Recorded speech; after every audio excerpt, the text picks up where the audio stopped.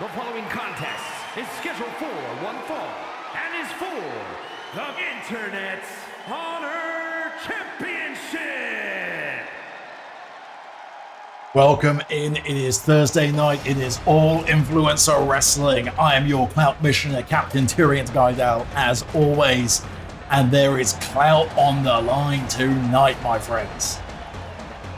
Every single championship in all influencer wrestling, with the exception of the newly crowned double clout champions held by RBFS, are on the line. We determined many of these competitors last week. Two were determined back at Overboard in the Royal Rumble matches. And we are kicking things off with a rivalry that has been going on for some time. Jeneth Astorio, the original holder of the $1 Shillion Championship, has been trying to find her way back to it for a long time. She has finally got her shot, one-on-one with the Winter Fae Princess, Lady Aria Nightvalley. Aria has seen off many a competitor. Will she finally fall to the rage of Astorio?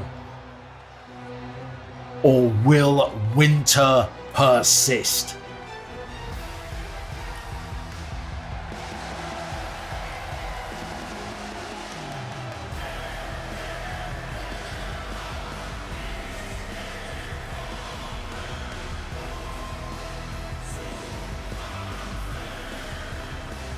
A force to be reckoned with.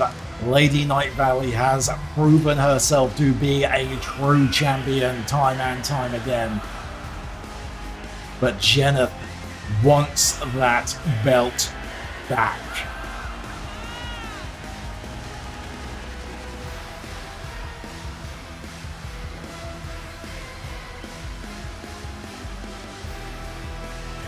Many others on the line again, as we said. The Circle, Victoria Holland and Amber Warren, will be facing off against Candied Ginger. Nobody has ever been able to pry the double clout belts off of Candied Ginger. Will the Circle be the ones to do it?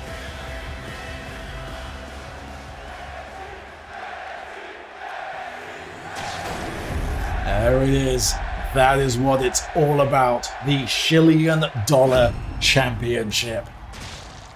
Introducing the challenger from parts unknown, Chen. And her opponent from Philadelphia, Pennsylvania, she is the Internet's Honor Champion, Lady Winters. Jeneth Astorio saw her way into this match, defeating Ashapal in a last woman standing match last week. It takes a lot to keep Asha down, and it did. It was a hard-hitting, brutal affair. Jeneth, no doubt, still nursing some injuries from that conflict.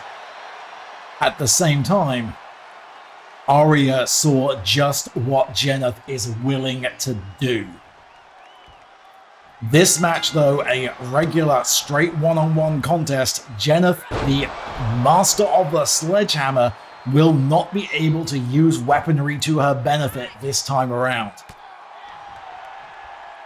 Disqualification rules are in effect. And Aria, the technician, is getting this off to a great start. She is controlling the pace of the match. She has not let Jen get that head of steam up. This is exactly what Nightvalley needs to do. She needs to play this tactically. And up to the top she goes, and big corkscrew dive off, and down goes Astorio. Double knees right into the guts. But there's a counter.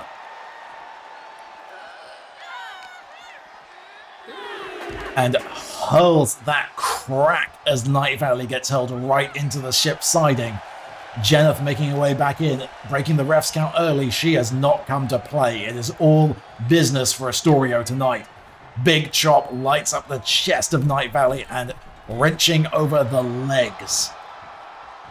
We know the figure 4 into the figure 8 is a signature move of Nightvalley, something she has put away, tapped out many a competitor with, including Astorio herself.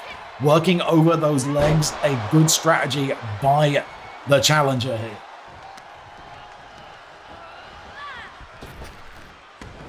Ducks under, and Aria blocks the elbow strike, but not those ones. A flurry of striking offense from Astorio there, and she is not letting up. Again, working over the legs, trying to limit the ability of Nightvalley to lock in that dangerous submission. Suplex by Astorio. She is absolutely in control now going into this. Double boots to the side of the head of Astorio, and we do not often see Astorio go up to the top. She is all the way up on the top rope, baiting Nightvalley to get up and drop kick, flying drop kick off the top rope, and only down for a 1. That was unprecedented. And strategy by Nightvalley, luring Astorio back into the ring on her own pace, dropping her with a double kick of her own, and now Nightvalley is back in control.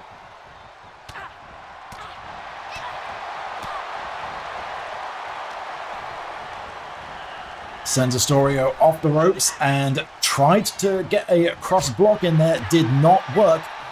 Astorio simply too heavy, too strong, and just chunked Nightvalley over, and grabbing onto those arms, stomped, raining down onto the prone chest of Nightvalley.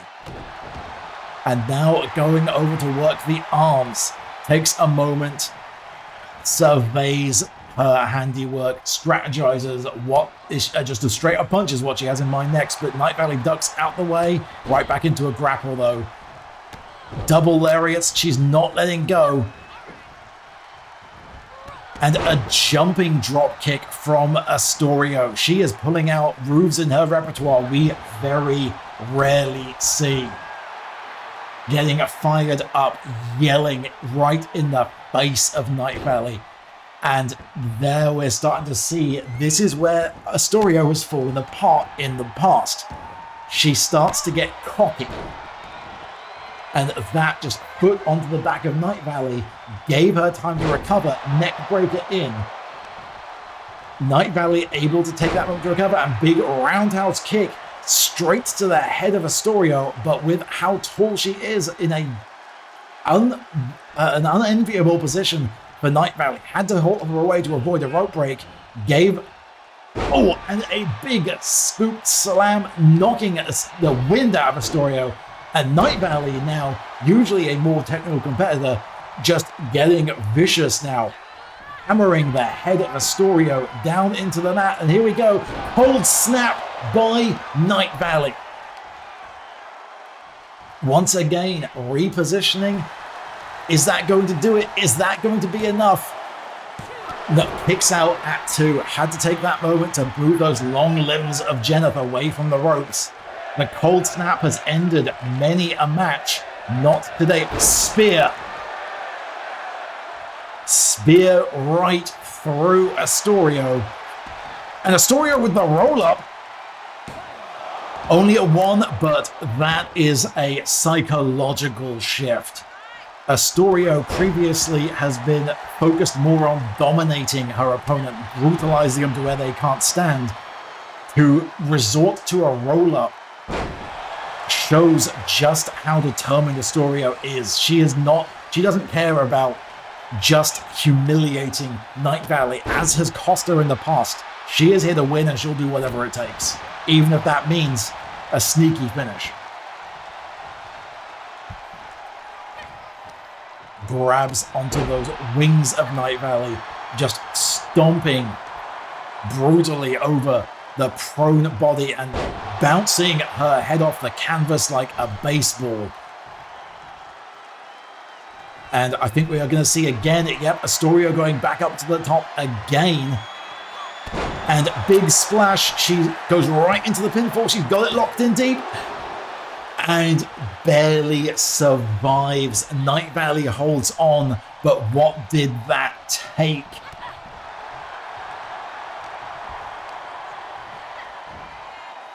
And holds up the bulk of Astorio. She's able to get it in, and here we go. She's got it locked in. She does have the figure four in, smack in the middle of the ring. This is how she has beaten so many competitors, and the bridge is in. Astorio worked over those legs earlier. Is that going to be enough? I think it is. She is able to power out. We saw that strategy earlier in the match from Jenna. She weakened the legs of Nightvalley, and that paid dividends for her just there.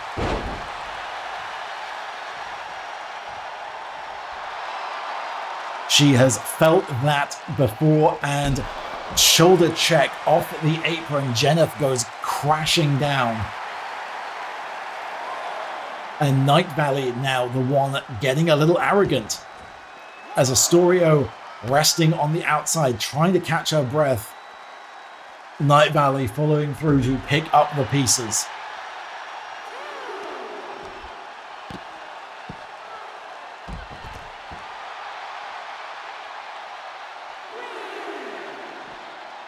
And knee straight to the head of Astorio. Look at the way she is flailing around on the floor. That was a nasty strike.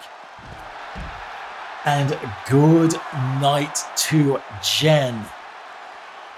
Oh, but counters. Astorio counters. Knees to the gut. The ref's count has hit a 6. It would be miserable for both competitors, not to mention all of the All Influence Wrestling faithful, if this match would have ended a double countout. They need to get this back into the ring, and there goes Astorio.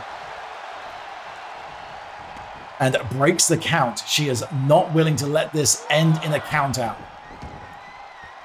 She needs to score that pin or submission.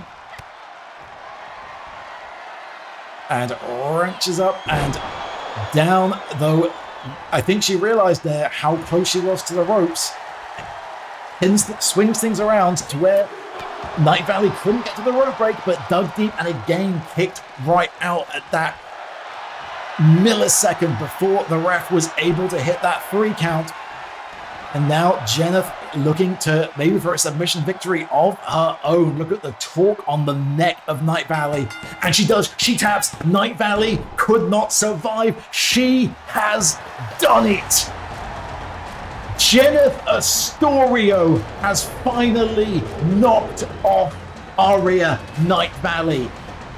The inaugural Chilean Dollar Championship has found her way back to glory. We see it there, and Aria had no choice. There was no escape. Those weakened legs earlier. He was not able to fight her way out too far from the ropes to get the break. She had no choice but to tap. Jeneth Astorio finding her way back to clout glory, and that has to feel good for her. What a way to kick off this night of defenses as well. The Winter Queen has been dethroned, and up next are a set of undefeated champions. Candied Ginger will be taking on the Circle.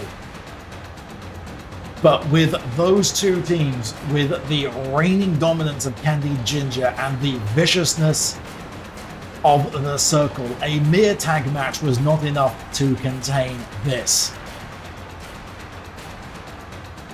We will be right back for our Double Clout Tag Title Championship Tables match right after this. Hi, I'm Captain Turiant Guidel, most dashingly handsome pirate in all of Minster, and the Clout Missioner of all Influencer Wrestling. As a swashbuckling pirate, I know a thing or two about hats, and sometimes even I feel the hats I own are just too big. So when I feel the need for minuscule millinery, there's only one place that comes to mind: tinyhatlabs.com. Tiny Hat Labs have always sought to push the boundaries of what's possible in client engagement millinery feedback solutions. Their guiding question remains the same today as it was when they were founded. What if small hat, but tiny? Operating at the nexus of science, engineering, artificial intelligence, art, fashion and design, Tiny Hat Labs seeks to pave the way to a paradigm shift in headpiece technology. While others ask, how much? tinyhatlabs.com asks, how little?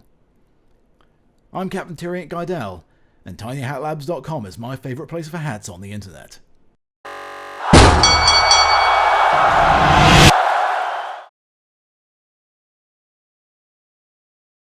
No messing around, we are right back into it. The following contest is a tag team tables match and is for the Action Championship. Introducing the challengers. First, representing the Circle from Queens, New York, the Punisher, Victoria Holland. The rules of a table tag match, both competitors legal. The winner will not be a pin or submission. To win this match, to claim those titles, each team has to put a member of the opposing team through a table. The first team to have a member go through that table will lose.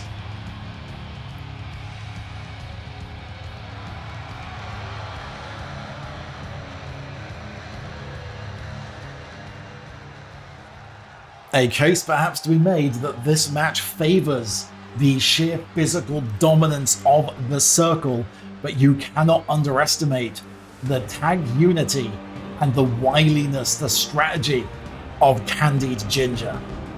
And representing the Circle from Brooklyn, New York, the Total Package, Amber Warren. New York is representing strong on our card tonight. Later on, we have our main event where Calypso Dominguez will challenge Pressery D for the Sold Clout, championship. Prior to that, Avric Brightmoon challenged by Gabriel Van Hessel for his. We also have a special elimination chamber match later on. One member of each team from the tag tournament has been randomly selected to go into the chamber. The winner of that match will earn their team a shot against RBFS when we return from our mid-season break. And here she comes. The Rainbow Roadster, Candy Holiday.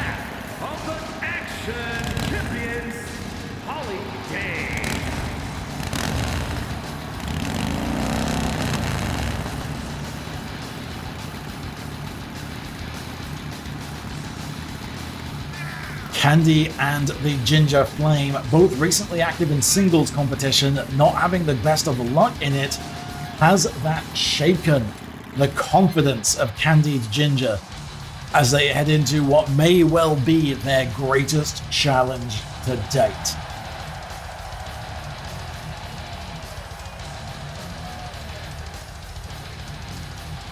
The Circle have been a dominant force since arriving in All Influencer Wrestling.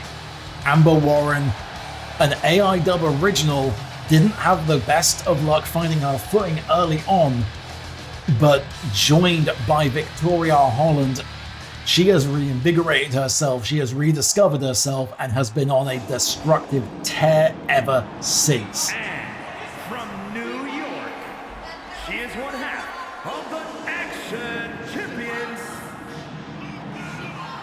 Her Royal Highness the Ginger Flame, she who sings on the graves of her enemies.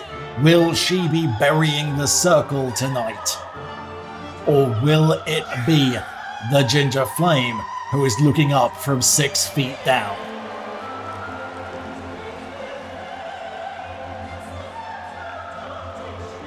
The dulcet tones of the Ginger Flame herself singing her way down to the ring. And here it starts.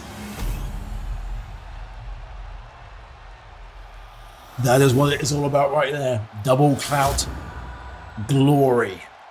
One of these two teams will walk out with those titles. Will it be the as yet undefeated Candied Ginger, or will things come full circle for Victoria Holland and Amber Warren? They're certainly getting off to a dominant start. Kiss the fist, and down goes the Ginger Flame, but takes out the leg of Victoria Holland. Meanwhile, Amber Warren picking apart Candy, and there is the Ginger Flame ready to make the save. Hoists Victoria Holland up onto her shoulders, but Holland able to break through, but dropped by the Ginger Flame, and now Candy Ginger are the ones in control. And a spin kick right to the back of the head of Warren. I think Candy is going for the table immediately. Nope, that's a kendo stick. We see there, perched on the outside, we already have one table set up. Candy did not come to play. She knows how to use tools at her disposal. Ginger Flame was about to go for Victoria Holland, saw Candy in danger, but realized Candy is fighting her way out, driving those elbows into the temple of Amber. And Candied Ginger very much in control of the match, and here the table enters the equation. To end the match and win the championship, one member has to go through that table. It's not going to happen when it's sat down on the floor like that, as Amber well knows. Went to set it up, and then it goes down. That was almost a very dangerous position for Warren. If the table is at an angle, you can go through it. And look at the height on that knee by Victoria Holland. Damn near knocked out the Ginger Flame. And there go, side suplex. Candy is waiting, wielding that table like a weapon. And Amber, meanwhile, on the outside, trying to seemingly set up maybe some sort of table joust going on. As Candy waits with one, Amber's got one of her own. Going through that table does not have to happen on the inside. It can happen on the out. And Candy, I think, is paralyzed with indecision now. She's not sure what to do. And finally sets it up, but is in a dangerous position and picked right up next to the table. And Amber, oh, a mistake, a rare and lethal mistake by Amber Warren. Victoria Holland about to put Candy through that table. The table knocked down by Amber. Amber Warren just cost the Circle the match.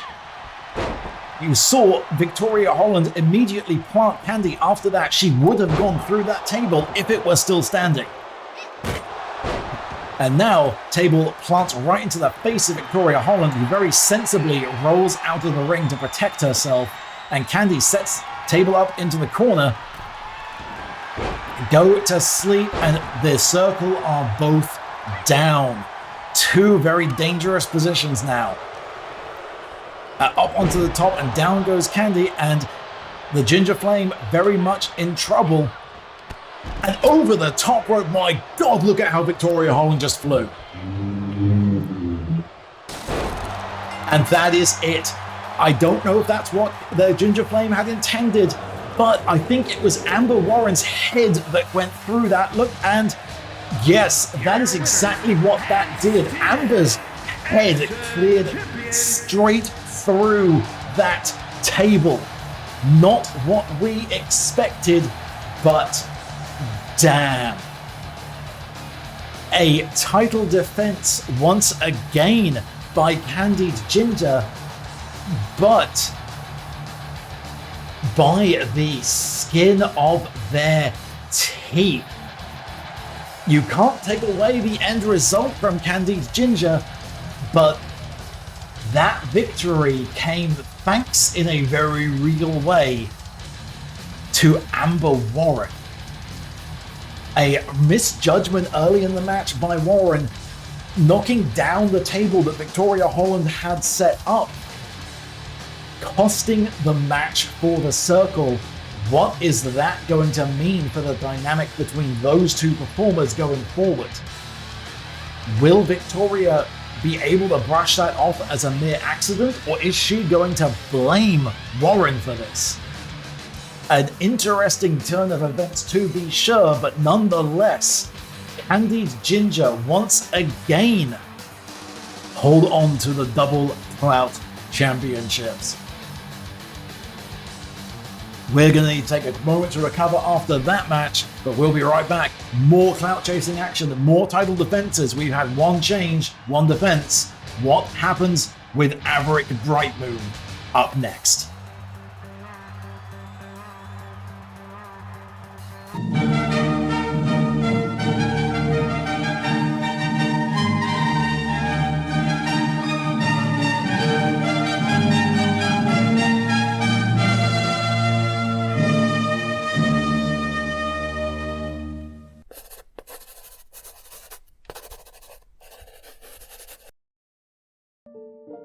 Luz tried everything to open the door, but it wouldn't budge. Hammers, axes, magic, saws, more magic, fire, even more magic, and magic explosions. Still, the door refused her. Why? After all this time and effort, why wouldn't the damn thing open? Sure, it was an enchanted door that would open the path to a potentially catastrophic amount of magic pouring back into the universe, causing endless natural disasters that would drown or bury most cities from existence. But there was an equally high chance that wouldn't happen, and that the magic had been sealed away by ignorant fools for nothing. She had to believe there was a reason why she could tap into a sliver of the magic locked behind the door. That this was it, her singular life purpose.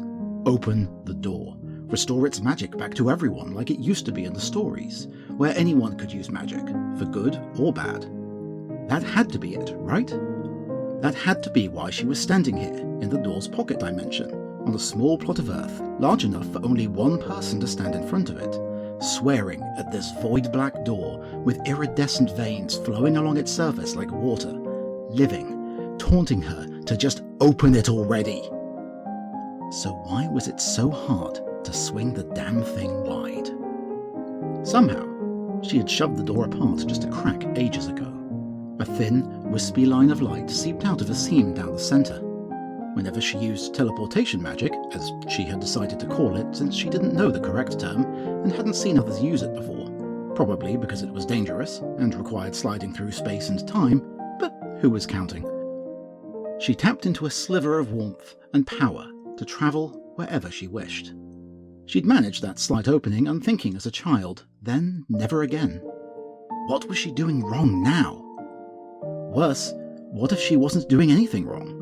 What if this door wasn't meant to open for her after all? What else could there be for her but this? After everything, after all that searching, what else could there be? This has been an extract from The Void Door by V.M. Ayala. To read the full story, please visit beneath-ceaseless-skies.com and search for issue 378. And thank you for watching Masterpiece Theatre.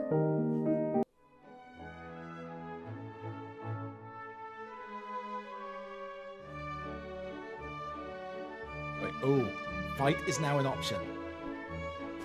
I'm sorry, I have a baseball bat? Oh, hold on, you're smoking.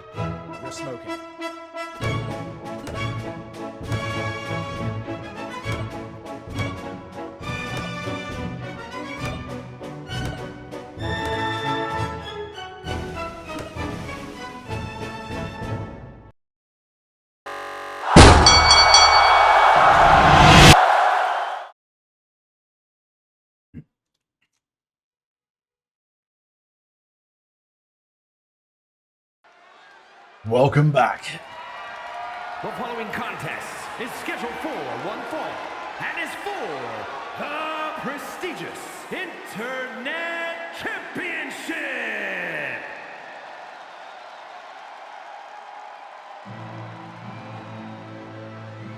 And here he comes all the way from Vatican City, the witch hunter, Gabriel Van Hessel.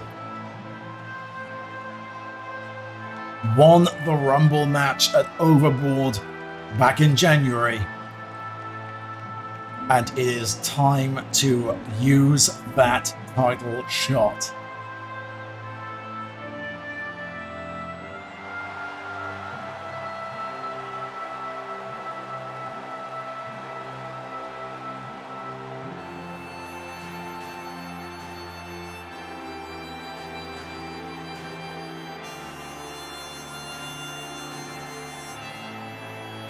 A clash not so much of styles but of mentalities in this match. The Witch Hunter, enigmatic, closed off. Nobody has ever seen the face that lies beneath the mask. He is calculating. He is careful, considered, strategic.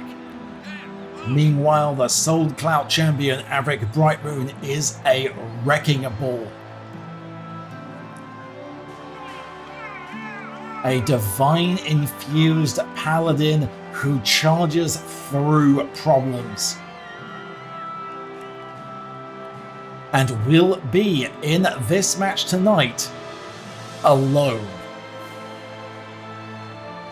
We frequently see Brightmoon accompanied to the ring by one of his childhood friends, Ashapal or Tiff, but after Usher's match last week against Jenneth, and Tiff having to go up against the hired muscle,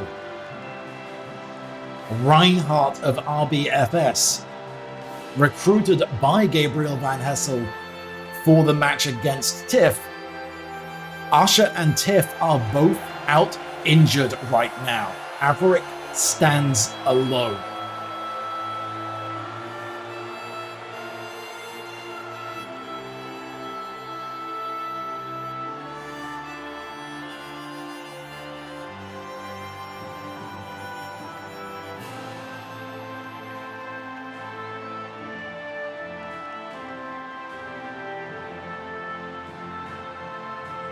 One has to wonder, knowing that Asha was in that match against Jenneth, lost my ability to speak there for a moment. Did Van Hessel specifically recruit Reinhardt, knowing that he was going to be able to take Tiff out and force Brightmoon to be out here alone tonight? Is this strategy by the Witch Hunter?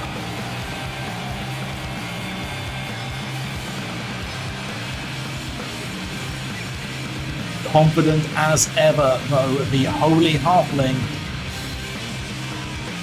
making his way down to the ring.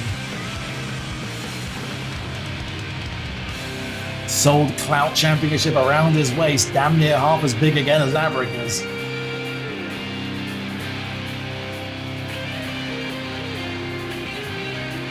Hyping himself up, here's a little ball of fury.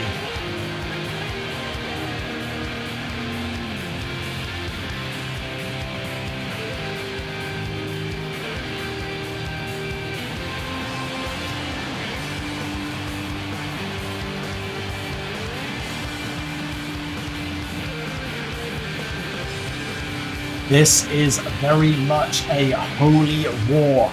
Paladin of Serenray versus the Vatican's Witch Hunter. It is not just the all-influencer wrestling faithful watching this match. Heavenly eyes must surely be upon. The Witch Hunter.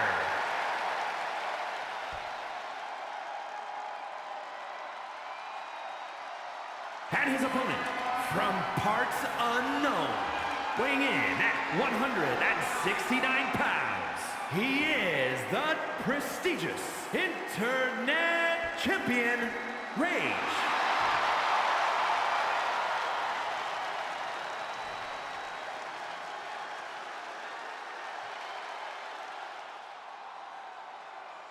A clash of ideologies, a clash of mentalities, a clash of beliefs. One of these two competitors will be walking out of here tonight with that Sold Clout Championship. Has not had the length of reigns that some of our other titles have had. As a reminder, our inaugural title holder, excuse me for a moment there, I was focused on the action and lost my ability to speak. Abel Therron, the Dreamer, held that championship for a very, very long time before finally being dethroned by the unpredictable Steve Sparks, who since lost it to Avric Brightmoon. Avric has not had that title for long. Can he extend his reign, or will the Witch Hunter fall? Right now, Brightmoon not looking in the best of positions. Gabriel Van Hessel in control of the Paladin right now.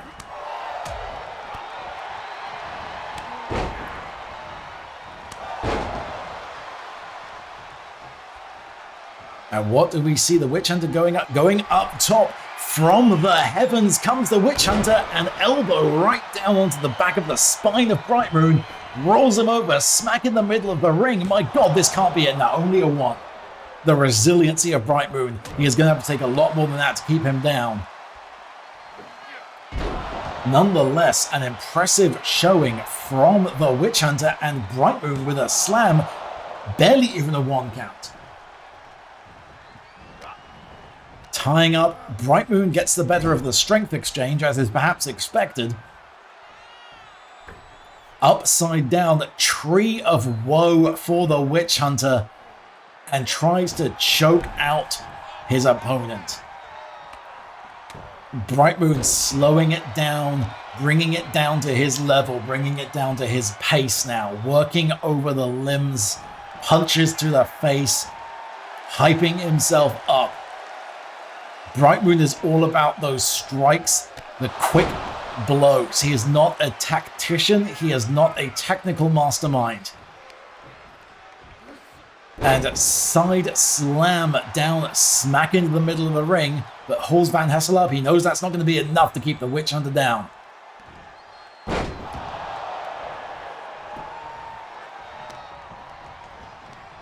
This time, momentum shift in the favor of Van Hessel.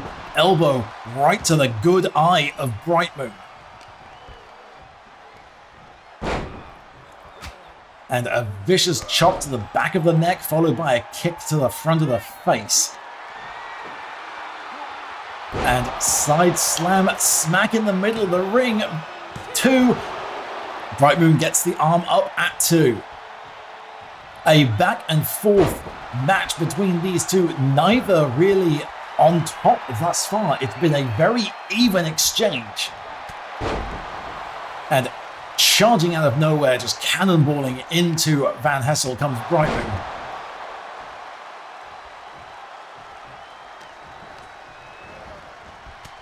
Shoulder check sends the Witch Hunter down. Rolls out of the ring to recover. Brightmoon's right there to follow through, and knee to the neck. Right on the outside, that unforgiving wooden ship's decking on the outside. And another side slam. The spine of Van Hessel right into that wood.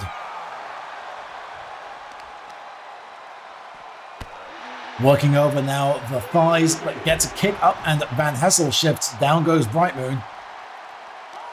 Ref's count's going, it reaches 4. Van Hessel not messing around. Gets Brightmoon right back into the ring.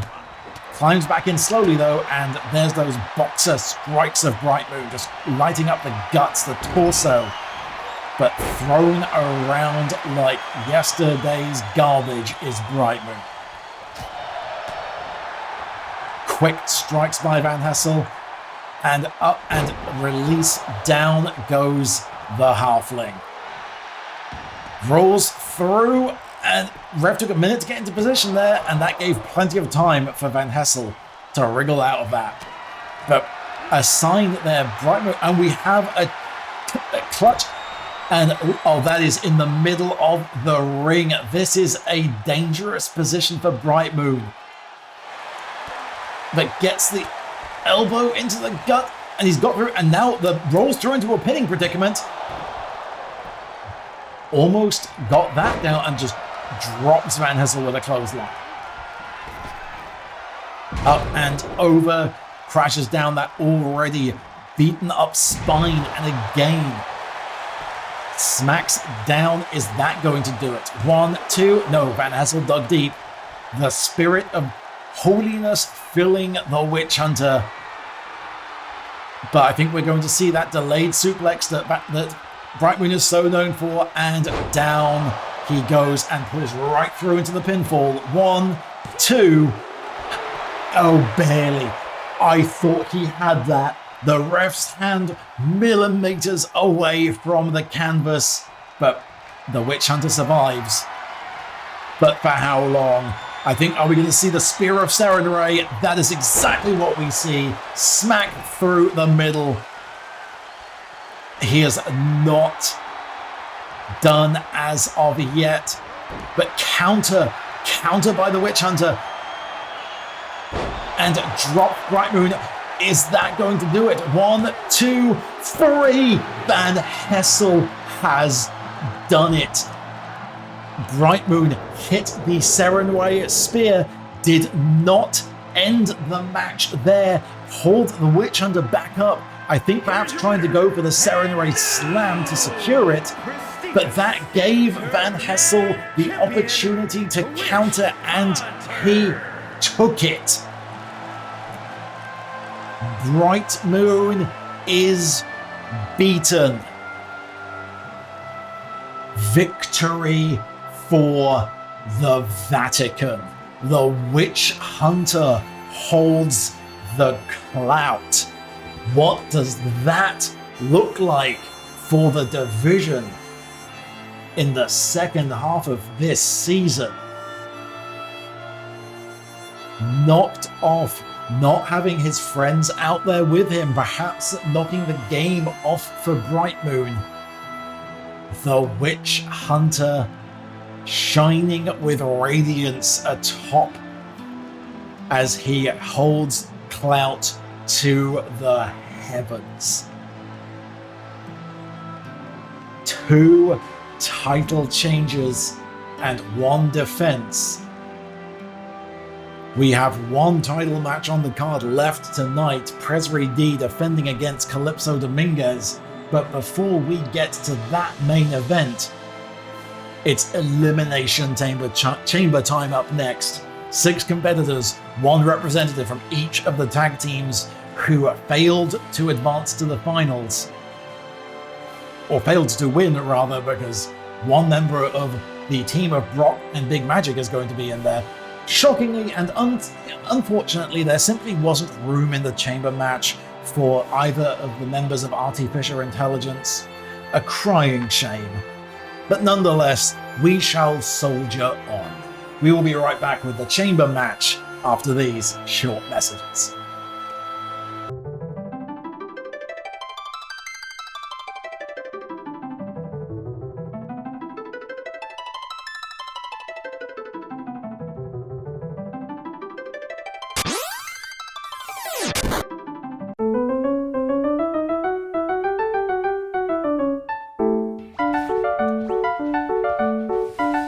Suplex the train! Himbo power! Come on. Need to pop more potions. Meteor strike! Oh, I can't suplex... Oh, yeah, that's right. I can suplex a train, but I can't suplex an octopus. And here is our octopus friendo. Can I suplex an octopus? Nope. Can't suplex an octopus, turns out. Too slippery. Can I suplex Ultima Weapon? So going to start chucking some shuriken. I can suplex Ultima Weapon. Come on. We're so close. Lift. Come on, Sabin. Come on. Suplex! Boom!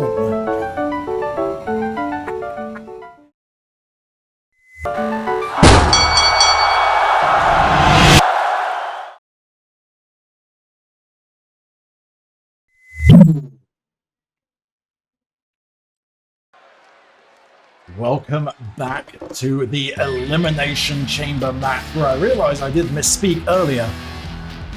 Whilst he is still nursing injuries from the match against Reinhardt, this is the reason Tip was not accompanying Brightmoon in that last match. Making his way to the ring from overseas, weighing in at 215 pounds.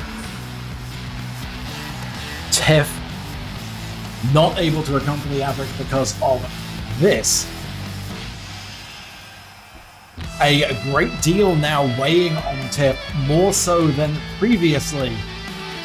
If he can win this match, that gets him and Avric a shot at the double clout titles, with Brightmoon losing the gold. Tiff is now the bearer of the hopes for the Orphans.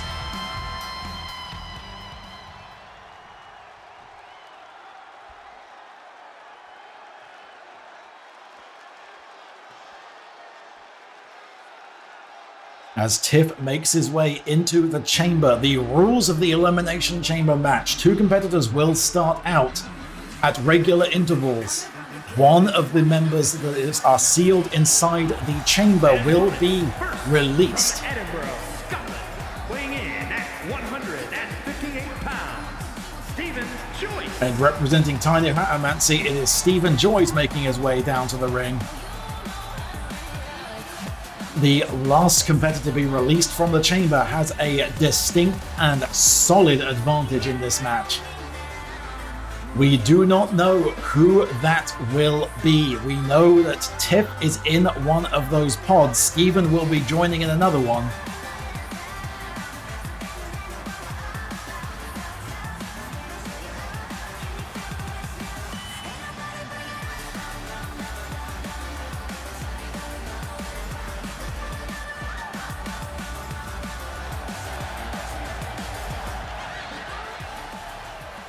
Who is our third entrant? Who will be in pod number 3?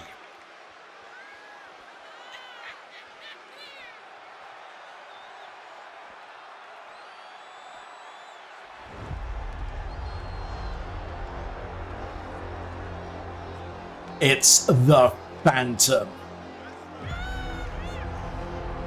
Phantom and Sparks the first to fall to RBFS's streak through the tournament. This vicious structure surely playing well to the mindset of the sadistic Phantom. Weighing in at 294 pounds, the Phantom.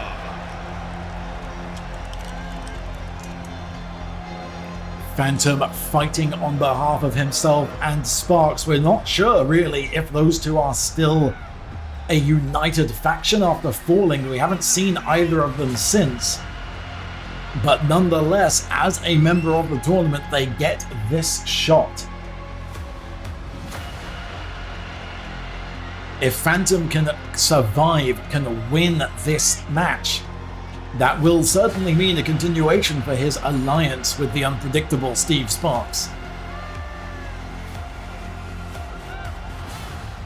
And now we know Phantom taking up position in that next pod.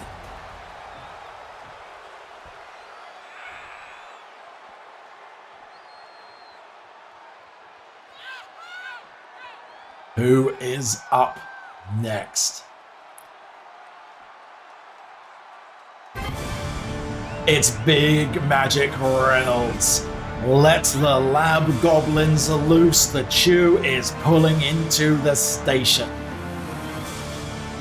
Reynolds and Brock, the ones who made it to the finals against RBFS, and in a ladder match, defeated incredibly quickly. The lack of experience between the two allowing the brothers of RBFS to isolate them and easily climb the ladder to unhook the titles for victory. Reynolds looking to rectify that mistake.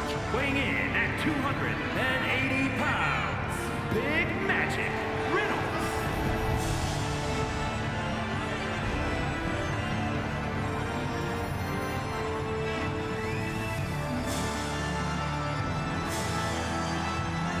with this many competitors now inside the pods, we're getting a sense as to who the initial 2 combatants will be.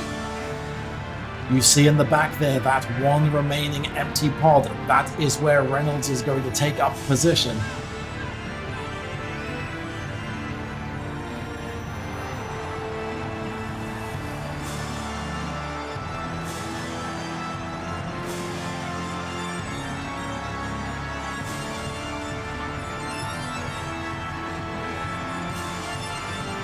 Meaning our 2 entrants starting out in the match will be one half of the Dastardly Duo and either Renace Crimson or Abel Therron.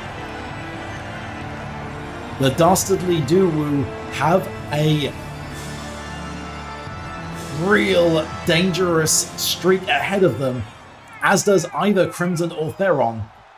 Being one of the opening 2 is a terrible position in the chamber match. You're going to be in there for the longest time, the most exhaustion. Nonetheless, it's possible to power through, and we know this music, it sounds like it's Crimson.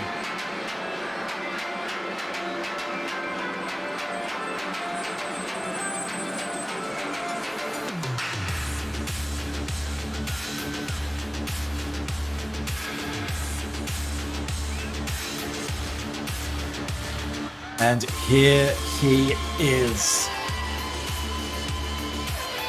And from London, England, weighing in at 242 pounds, Reynolds Crimson. Representing the thrown together team of Renace Crimson and Abel Therron. If Renace can see his way through this, he and Abel will get a go at RBFS. From London, England, weighing in at 242 pounds, Reynolds Crimson. This, therefore, does mean Renace will be facing across the ring from him one half of the Dastardly Duo. His strategy will surely be to try to eliminate that competitor as early as possible to stay as fresh as he can.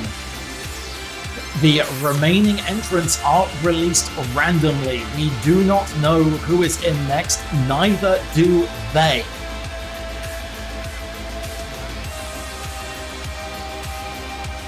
The chamber, an unforgiving structure. You see that steel chain that makes up the cage walls. Crimson playing to the crowd. He knows the task he has ahead of him, but he knows too, if anyone is capable of surviving through to the end of this match, it is him.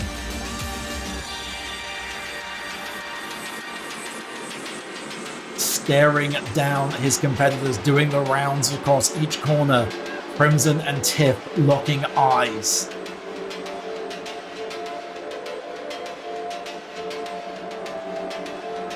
So we know our final team. Will it be Bob or Hank?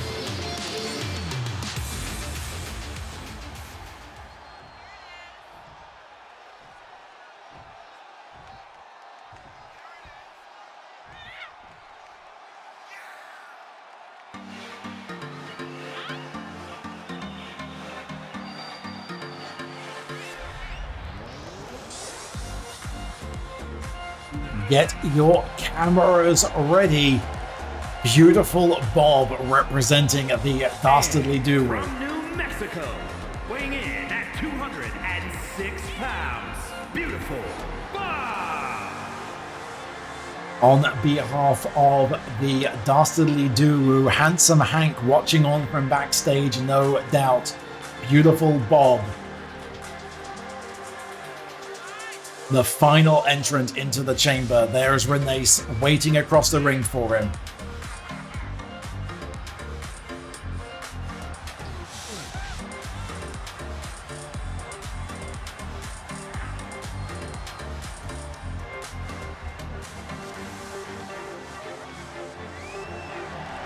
The Dastardly Duo fell to Reynolds and Brock in the opening round of the tournament. but they have seen off many a competitor this season. They have really made a name for themselves. And baiting each other both into a conflict, neither really falling for it. Ren, though, gets the better of the strength exchange. And up, over, and crashing down onto the outside goes beautiful Bob. Ren going right up to the top, vaults straight to the top of the turnbuckle. You see there in the back, Reynolds psyching himself up, getting ready, and quick, swift kicks by Bob, and down goes Crimson.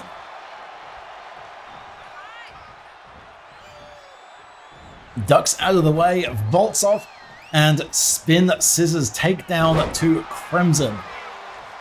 Bob coming very energetic out of the gate, and here we go, the countdown begins. Who will be next to enter the match? 3, 2, 1. Let the spin begin. It's the Phantom. Phantom is up next. Sure to be no alliances coming out in this. Phantom sends Renace over the top and just shoves beautiful Bob out the way. Bob blocks and gets shoved back again for his trouble. Finally starts to land those strikes. There he goes. Found his way through Phantom's defenses.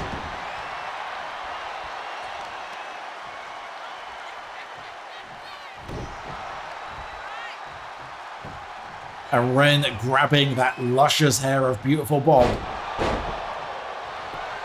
Goes for the pinfall on the prone Phantom. Remember, in a match like the Elimination Chamber, it's last standing. There is no incentive to break up an opponent's pinfall attempt. 2-1. Who is going to be the fourth in? You see as the lights go down, the light up shoes of Ren. It's Steven next. Steven Joyce makes his way in.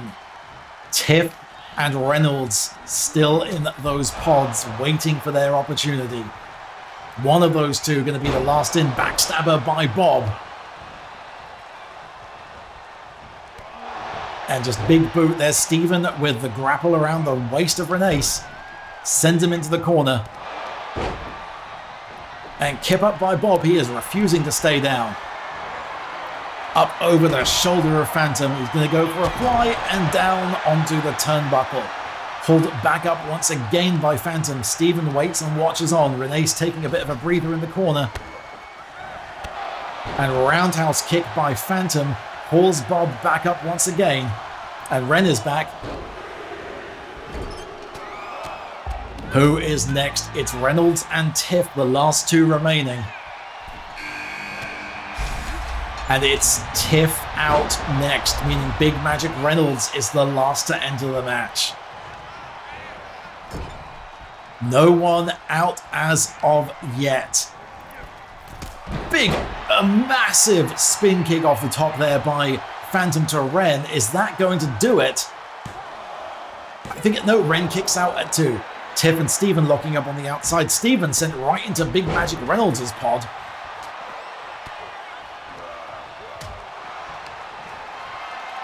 Will we see an alliance between Steven and Reynolds? At least temporarily. Only one man can win. But getting some of their competitors out might be a strategy for these two. They know each other well. Will that form an alliance, or is it just simply every man for himself? And here it is. Reynolds is out of the cage. The Chew has been unleashed. Lab Goblins out the pot. It is all to play for now. Every competitor is in the ring, and we see a team up between Reynolds and Bob trying to take down Crimson. Kicks out, and as Tiff goes for a fly right back into the middle of the ring. And the missed by the Phantom. Missed by Phantom into the bleeding face of beautiful Bob. Bob, though, not seeing it. Canadian Destroyer. 2 pinfalls at once. But both kick out. We almost had a simultaneous elimination there. Over the top, down goes Bob. Phantom just bullying beautiful Bob at this point. Meanwhile, the big beefy lads, Big Magic Reynolds and Renee's Crimson going at it over in the corner.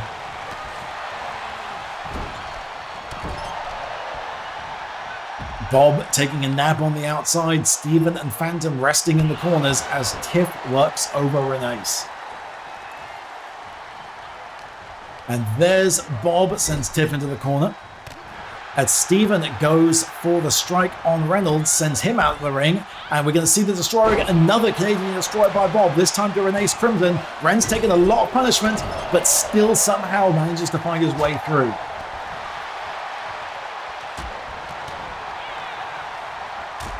Steven off the top sends down Reynolds. Locks up with Phantom as Ren breaks through to try and pick the pieces apart for Reynolds. This is absolute chaos with these six in the ring right now. Up onto the shoulders of Phantom goes Tiff and bounces him off the ropes. No time to capitalize though. Reynolds turning his attention to the brutalized Bob over there in the corner, and now Crimson setting his sights back on Phantom as Tiff comes through with the flying elbow. Ren a little frustrated by that.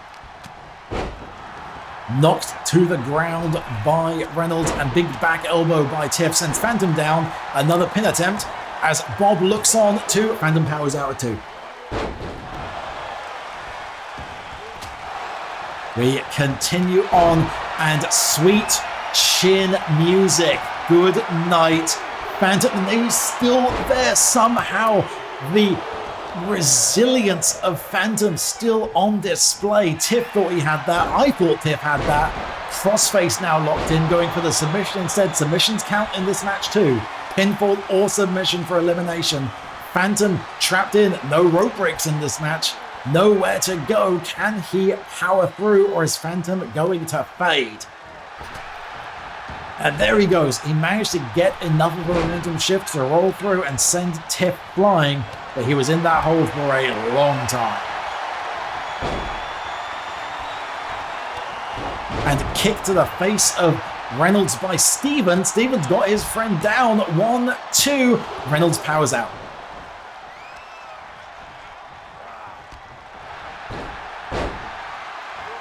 And down goes Bob. Bob has been beat to hell and back already.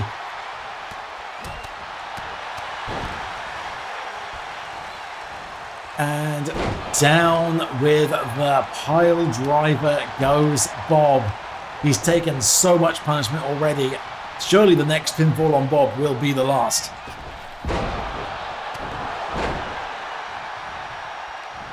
Steven there though again rakes the back of Renee's. And Ren's got Steven up for the... He's walking him over. And down goes... Has been eliminated. And I think that was Reynolds got the pinfall. I think we lost track there. Yeah, I think Phantom just got the pinfall on Reynolds. Reynolds is done. Reynolds limping his way to the back whilst we were focused on what was going on there with Steven, Bob and Tiff. Phantom eliminated Big Magic Reynolds. First down and double pinfall again. 1, 2, and both kicked out, but Steven and Renee's both almost simultaneously eliminated. There goes the mist again, right into the face of Steven.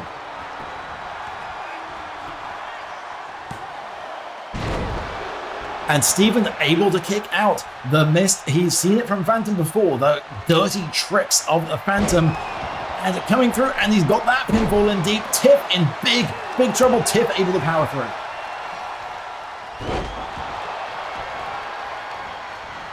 And Ren delayed suplex and pile driver. Bob landed right on the head. Surely that's it for beautiful Bob. And indeed, finally, beautiful Bob. A resilient performance by the dastardly Daewoo member. But he finally came undone. 4 men remain. Phantom, Renace, Steven, and Tiff.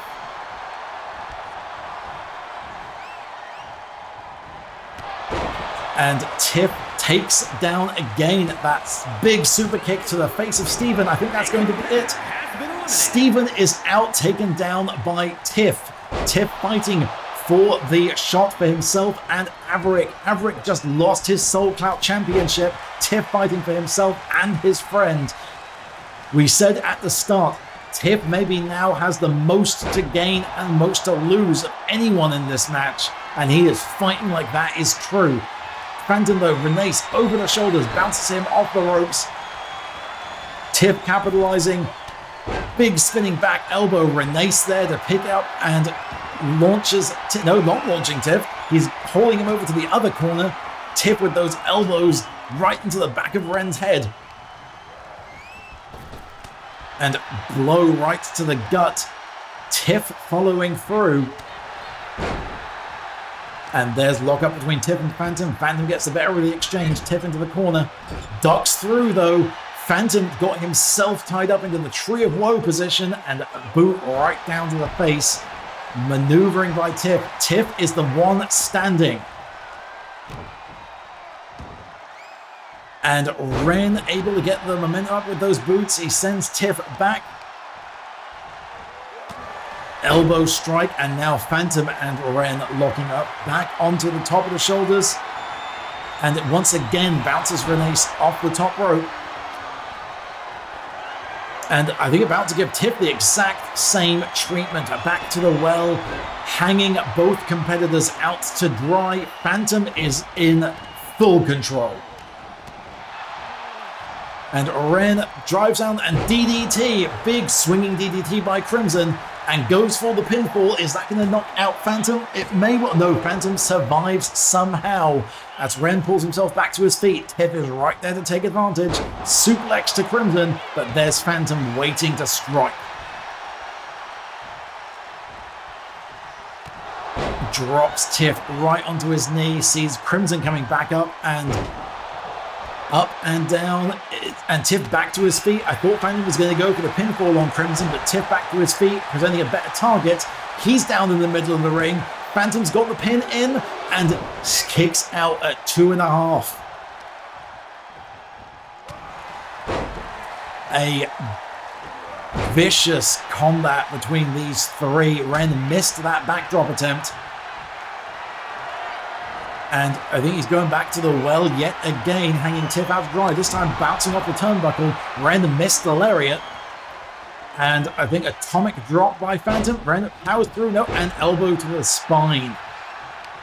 Tiff there waiting, and once again back up. Wriggles through though, baited Phantom with that. Down, takes out the knee. Phantom is down. And Ren is waiting right there. Back elbow knocks him back.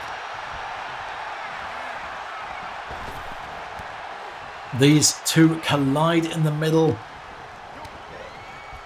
And there we go. Phantom's face driven smack into the mat. Crimson, the Crimson Mask. Phantom is down. It is red versus blue. Crimson versus Tiff. Renace busted open. One of these two claiming a shot against RBFS for their team.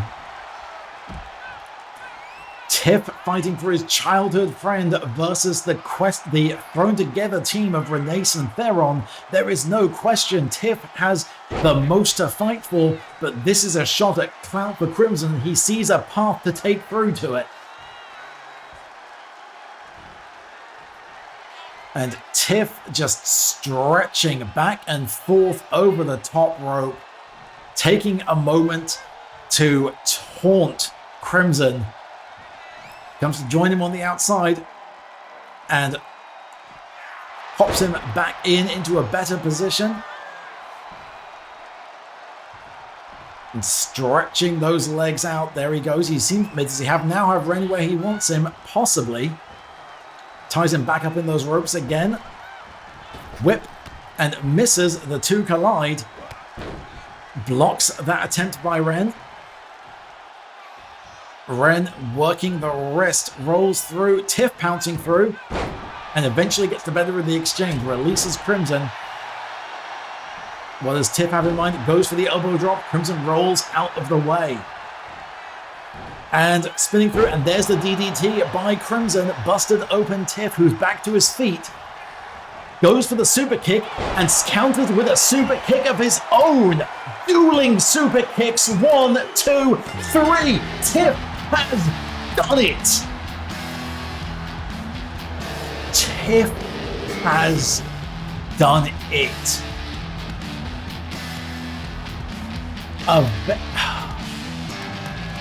Tiff scoring so many of those pinfalls in there. Eventually, the dueling super kicks between Renace and Tiff. There we saw Tiff ducked the super kick from Renace. Ends it with one of his own. That means Here is your winner. they've met them before and will again. Tiff and Avric in our opening second half of Season 2 episode will get to challenge RBFS. Tiff thrilled. He has given both himself and his childhood friend another shot at those titles. We will see how that plays out after the mid-season break, but we have one more match on the card for tonight, one more thing to get to before that. It's Championship Gold up on the line next. Calypso Dominguez won her shot against Presri at Overboard, and that is next. Sold Clout Champion Presri D defends against Calypso Dominguez in our main event up next. We'll be right back.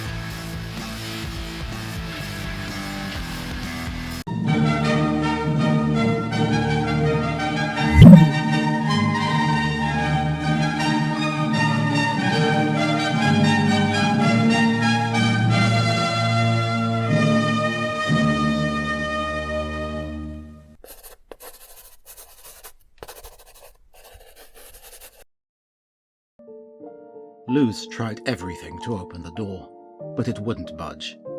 Hammers, axes, magic, saws, more magic, fire, even more magic, and magic explosions.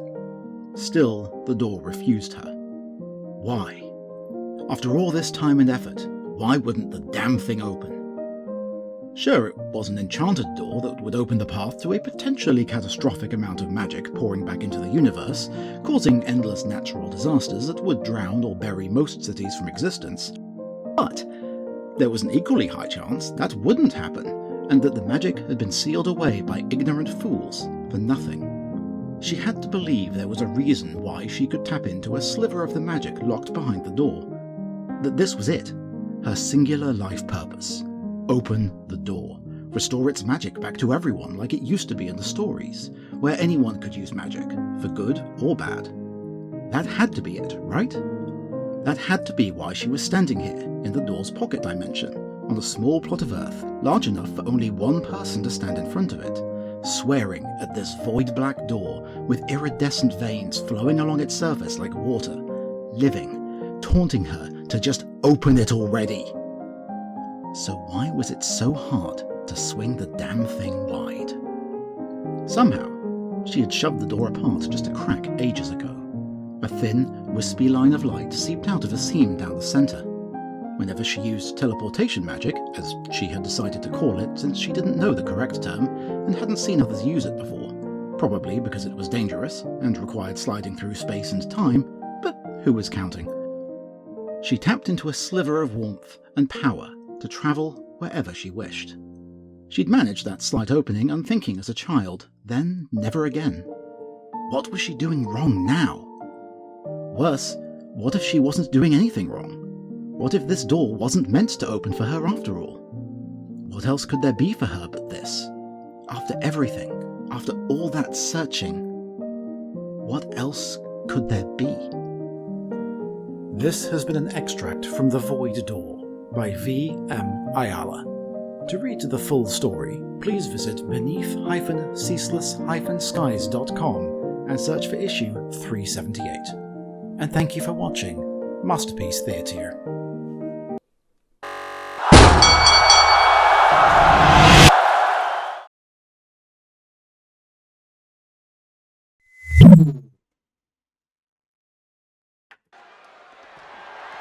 The following contest is scheduled for one fall and is for the prestigious Internet Championship. It is main event time.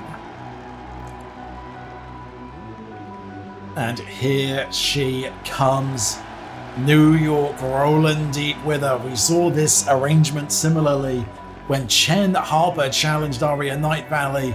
Now the crew are here to show support for Calypso at her clout shot. Chen Harper, the trainer of all three of these women, Teresa Dominguez, the sister of Calypso, and Faria Ahmed, old rival and training buddy of Calypso. The Dangerous Alliance, the two with the focus, making their way in. Will Calypso claim gold for the Alliance?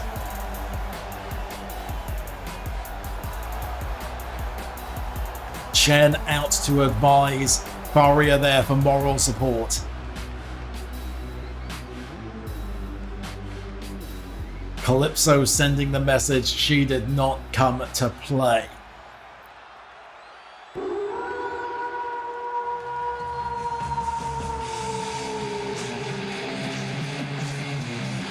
But neither did our sold clout champion, bringing back up of her own, it seems.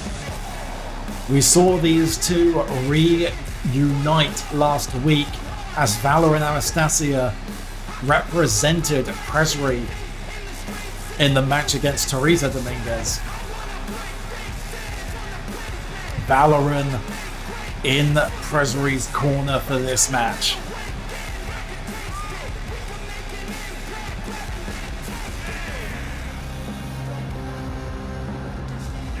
This wolf has a pack.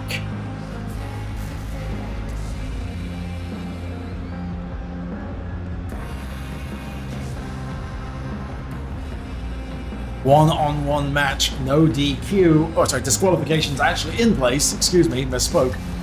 The outside of the ring attendees there, merely here for moral support. Any interaction will result in a disqualification and a lack of title changing.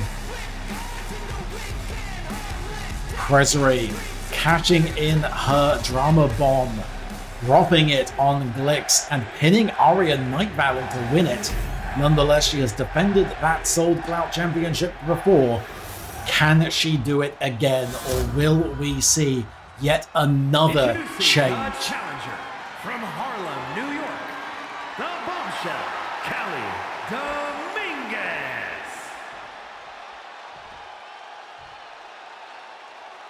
And her opponent from parts unknown, she is the prestigious Internet Champion, the Hunter. 3 title matches on this show tonight. 2 changes. Both singles championships that were defended tonight changed hands. Only Candied Ginger were able to retain, and then only due to capitalizing on a mistake by their opponents. Will we see the 3rd singles championship change hands tonight? Or can Presry score another bullseye and retain the clout? She's off to a good start towards it, dropping Calypso over her knee and going up top. Hunter has Calypso in her sights. Double axe handle off the top and looking to end it very early on. It takes a lot more than that to keep Calypso down. We've seen it time and time again. That, though, strategy by Presry forces Calypso to expend the energy to kick out and has that psychological advantage of I got that pin attempt on you this early in the bout. And look at that awareness by Presry. Calypso rolling to the outside to recover, Presley was already moving to be there and waiting. Veteran hunter is Presley D. She knows how to watch her prey's movements and capitalize. She is really putting on a clinic in doing that right now. Calypso barely able to get a look in the match thus far. Goes up to the mid rope. Baits Calypso, waiting for her to get back to her feet. And again, axe handle off the top. Calypso down. Knee drops to the head. And elbow passes through as well. Calypso taking an absolute drubbing. And good awareness by Presley. Repositions her fallen opponent away from those ropes. Doesn't go for the pinfall. Realizes that's too early. And neckbreaker down again goes Calypso. Too close to the ropes though. That will do it. And tying up. Oh, and wrenches the legs of Calypso Dominguez down. Cali has barely gotten a strike on Presley. 1, 2, and kicks out at 2. Calypso desperately needs an opening. Her sister, her mentor, her rival, all watching on from outside. If she were to lose at this point, this would not just be a loss for Calypso Dominguez, this is a humiliation.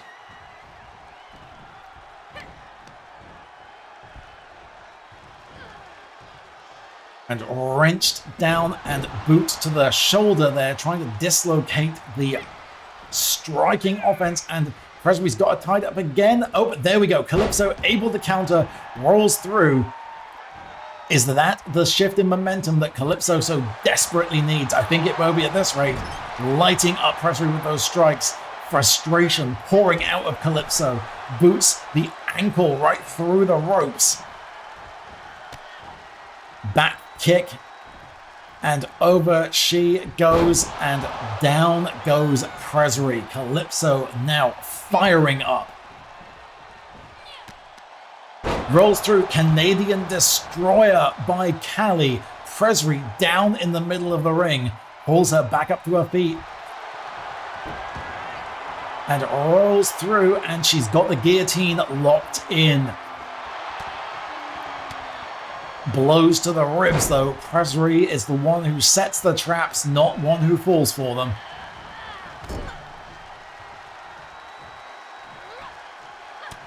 Elbow strike by Calypso, not letting Presley. And look at the height that Calypso got on that jump. My God, from a standing position, booting Presley right in the head. And slam down goes Presley. Calypso again displaying that confidence, that cockiness that has cost the Dangerous Alliance time and time again. And she's now trapped in the middle of the ring, rolled through, reverses the pressure, able to fight her way through, but she got cocky.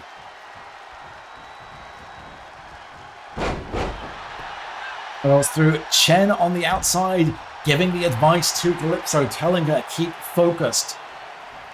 And dodges out of the way. Again, those hunting instincts of Presley. She saw that charge coming, ducked out of the way, and let Cali take all of that pressure, all of that force of the dive by herself.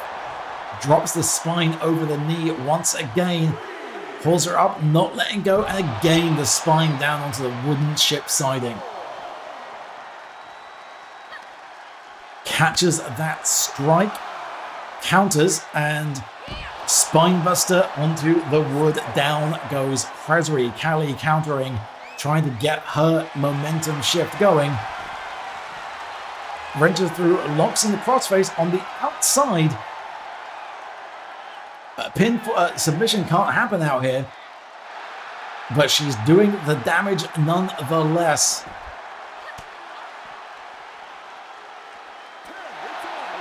And what a disappointing result. Calypso Dominguez fired up, focused on hurting Presley, and we reached the 10 count. Neither competitor will be happy with that. The referee's count hit 10. Calypso locking in that crossface on the outside where Presri could not tap. Presri D retains by countout, and that is a disappointing end to the match for the Dangerous Alliance. Once again, the biggest enemy to the Dangerous Alliance is themselves. Nonetheless, a countout is a countout. Both competitors were out, meaning champion's advantage goes to Presri. She retains. Calypso throws away her shot. There will be a discussion in the locker room later tonight, I am certain, but nonetheless a celebration, albeit subdued, for Presri, who is still your Sold Clout champion. And that brings to an end our final episode in the first half of our second season for All Influencer Wrestling. We had seen championship matches defended. We have seen champions change hand. Jennifer Astorio, the new returning Shillion Dollar Championship. Candied Ginger, still the Sold Clout holders. And Gabriel Van Hessel, the new Sold Clout champion. Presri retaining her title as well in a count-out draw. And Tiff fighting his way through the Elimination Chamber means our main event when we return after the mid-season break will be Tiff and Avric versus the champions RBFS, Benny and Frederico. I have been, as always, your Clout Missioner, Captain Tyrion Guidel. We are going to be taking a break for mid-season. We will return later on. Keep an eye on the All Influencer Wrestling socials. In the meantime, don't forget to represent All Influencer Wrestling. Shop.tyrions.com for all of your All Influence Wrestling merchandise needs. We will see you when we are back after the break. And in the meantime, then, now, and always, remember to stay #out for Clout. Good night.